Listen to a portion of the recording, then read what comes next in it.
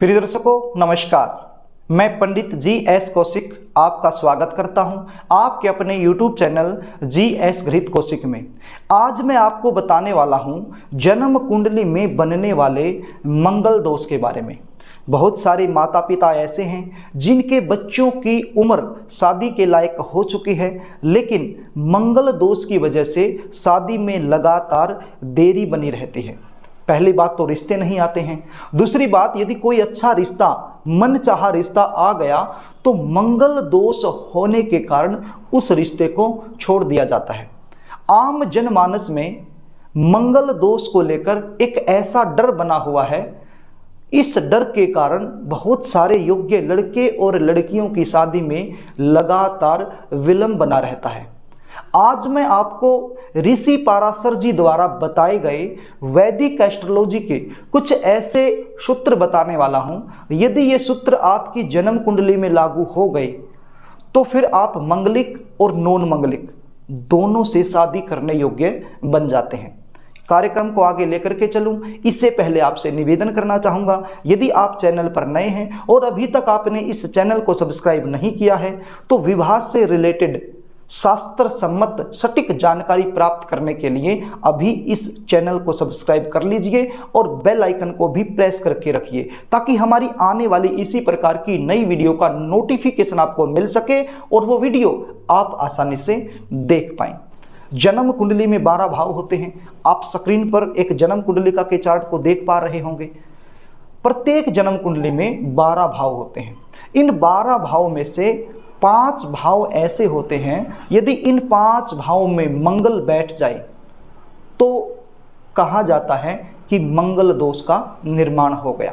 लेकिन ध्यान देने योग्य बात यह है कि मंगल दोष का निर्माण तो हो गया, लेकिन इस मंगल दोष का परिहार हो रहा है या नहीं। यानी कि ये जो मंगल दोष बन गया, ये मंगल दोष कैंसिल हो रहा है या नहीं।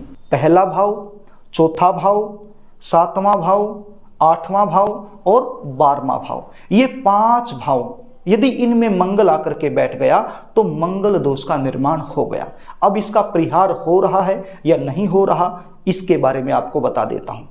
पहला सूत्र, यदि इन 5 भाव में मंगल बैठा हो और मंगल की जो डिग्री है वो 1 से लेकर के 3 तक हो, यानी कि 3 डिग्री तक का मंगल इन 5 भाव में बैठा हो तो मंगल दोष का परिहार हो जाता है। ऐसे बच्चों की शादी मंगलिक और नॉन मंगलिक दोनों से की जा सकती है। उदाहरण के लिए, घर में कोई छोटा सा बच्चा है जो चारपाई पर लेटा हुआ है, पालने में झूल रहा है, घर में कोई चोर घुस जाता है तो वो छोटा सा बच्चा क्या करेगा? क्या चोरी होने से बचा सकता है? नहीं बचा सकता, क्योंकि बच्चा है। तो इसलिए यदि मंगल 1 से लेकर के 3 डिग्री का बैठा हुआ है तो फिर वो विवाह को तुड़वाने का काम नहीं कर सकता।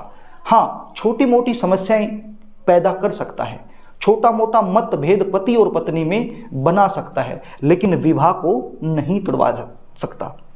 इसी प्रकार से यदि इन 5 भावों में मंगल ग्रह 28 डिग्री का हो या 29 डिग्री का हो या 30 डिग्री का बैठा हो, ऐसी अवस्था में जो ग्रह है वो वृद्ध अवस्था में यानी कि मृत अवस्था में आ जाते हैं। अब घर के अंदर कोई बहुत बूढ़ा आदमी बैठा है, यानी कि जो मरने वाला है, मृत अवस्था में है, यानी कि बहुत बड़ी उम्र का कोई बूढ़ा आदमी घर में है और चोर घुस जाते हैं, तो क्या वो चोरी होने से बचा सकता है?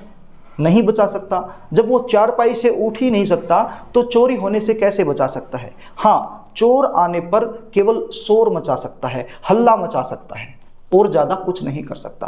तो मंगल भी यहां पर यही काम करेगा। यदि 28 डिग्री का, 29 डिग्री का या फिर 30 डिग्री का मंगल यदि बैठा है इन 5 भाव में तो फिर मंगल विवाह को तोड़वाने का काम नहीं कर सकता। छोटी मोटी समस्याएं पैदा कर सकता है, लेकिन विवाह को नहीं तोड़वा सकता।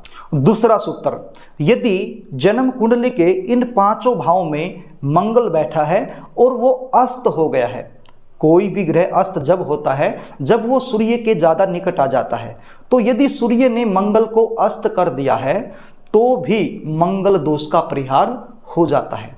जब कोई भी ग्रह अस्त होता है तो उसका अर्थ ये होता है कि वो प्रभावहीन हो जाता है, वो निष्क्रिय हो जाता है, अपना शुभ और अशुभ प्रभाव नहीं दे पाता है। तो जब मंगल अस्त हो जाएगा, जब वो अपना प्रभाव ही नहीं दे पाएगा, तो फिर मंगलिक दोष का क्या विचार करना, तो मंगल दोष का परिहार हो जाता है। तीसरा सूत्र, यदि आपके 28 या फिर 28 से अधिक गुण मिल जाते हैं और ग्रह मैत्री भी अच्छे से मैच हो जाती है, तो भी मंगल दोष को इग्नोर किया जा सकता है। जन्म कुंडली के जो 5 भाव, पहला, चौथा, 7वां, 8वां और 12वां, यदि इन भावों में मंगल बैठा है और 28 या 28 से अधिक गुण आपके मिल जाते हैं और ग्रह मैत्री भी अच्छे से मिल रही है, तो भी मंगल दोष को इग्नोर किया जा सकता है। यानी कि मंगलिक और नॉन मंगलिक दोनों से शादी आपकी हो सकती है। अगला सूत्र, यदि मंगल ग्रह इन 5 भावों में बैठा हो जो मैंने बताए हैं और साथ में देवगुरु बृहस्पति भी बैठे हों, तो भी मंगल दोष का परिहार हो जाता है। या फिर देवगुरु बृहस्पति जन्म कुंडली के किसी भी भाव में बैठ करके मंगल ग्रह को देख लेते हैं, यानी कि अपनी दृष्टि डाल देते हैं, या फिर जन्म कुंडली के 7वें भाव पर अपनी दृष्टि डाल देते हैं, तो भी मंगल दोष का परिहार हो जाता है। इसको हम आंशिक मंगलिक कह सकते हैं। मंगलिक और नॉन मंगलिक दोनों से ही शादी हम कर सकते हैं। अगला पॉइंट, यदि आपकी उम्र 28 साल या फिर 28 साल को क्रॉस कर चुकी है, तो भी मंगल दोष को कुछ हद तक इग्नोर किया जा सकता है। बच्चे की उम्र जब 28 साल हो जाए या फिर 28 साल से अधिक हो जाए, तो इस उम्र तक आते आते बच्चा जीवन में बहुत कुछ सीख जाता है। परिस्थिति के अनुसार अपने आप को ढालने की क्षमता उसके अंदर आ जाती है। क्या अच्छा है, क्या बुरा है, उन चीज़ों का ज्ञान हो जाता है, जिसके चलते मंगल का जो बुरा प्रभाव है उसके ऊपर अधिक नहीं पड़ पाता है। तो ऐसी अवस्था में भी मंगलिक दोष को कुछ हद तक इग्नोर किया जा सकता है। अगला पॉइंट, यदि जन्म कुंडली का जो 7वां भाव है, उस 7वें भाव का स्वामी 7वें भाव में ही बैठ जाए, या फिर जन्म कुंडली में कहीं पर भी बैठकर अपनी दृष्टि 7वें भाव पर ही डाल दे, तो ऐसे में भी मंगल दोष का परिहार हो जाता है। मंगलिक दोष को इग्नोर किया जा सकता है। और भी बहुत सारे सूत्र हैं मंगलिक दोष के परिहार के, लेकिन यदि ज़्यादा गहराई में मैं चला गया तो आपको कुछ भी समझ नहीं आएगा, सारी बातें सिर के ऊपर से निकल जाएंगी। तो इसलिए मैंने मुख्य सूत्र आपको बताए हैं जो आपको समझ में आ जाएं। यदि और भी ज़्यादा गहराई में मैं चला गया तो वो एक ज्योतिषीय विषय हो जाएगा। जो दर्शक ज्योतिष में बहुत ज़्यादा रुचि रखते हैं केवल वही समझ पाएंगे, जो सामान्य लोग हैं वो इन चीज़ों को नहीं समझ पाएंगे। और यदि आपको समझ में ही नहीं आएगा तो फिर मेरे बोलने का फ़ायदा क्या है। तो ये जो मुख्य पॉइंट मैंने बताए हैं, 5 से 6 पॉइंट मैंने आपको बता दिए, तो ये पॉइंट भी यदि आप ध्यान में रख लेते हैं कुंडली मिलान करते समय, तो फिर किसी भी प्रकार की गलती मंगलिक दोष को लेकर के आप नहीं कर सकते हैं। और अपने बच्चों की शादी में जो मंगल दोष की वजह से अच्छे रिश्ते छूट जा रहे हैं, मंगल दोष की वजह से शादी में देरी हो रही है, तो इन समस्याओं से अपने आप को बचा पाओगे।